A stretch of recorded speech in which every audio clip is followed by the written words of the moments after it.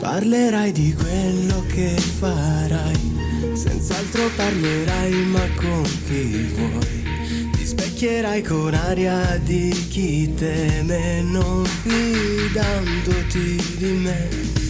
Ho scelto le più belle fra le tue, ne ho fatto un poster di fotografie, per far capire quanto sia importante avere un'immagine di te. Ma lungo il cammino che farai, negli angoli ti soffermerai, sentendoti sola come sei, pensando ai momenti su di noi. E quando poi ti ritroverai, ti ascolterai riflettere gli errori commessi e penserai chi era il più vero tra me e te. Non dimenticare, ero, sono e lo sarò, quello di cui ti puoi fidare, quello che credeva in noi. Non mi dovevi giudicare su quello che non sarò mai, l'avrai capito, ero, sono e lo sarò. Fermati ed osserva ciò che sei, non hai nient'altro che gli amici tuoi.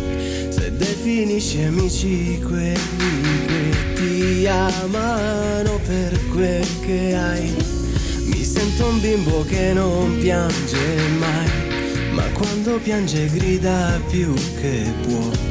Invece di parlare non pensare, un giorno mi ringrazierai.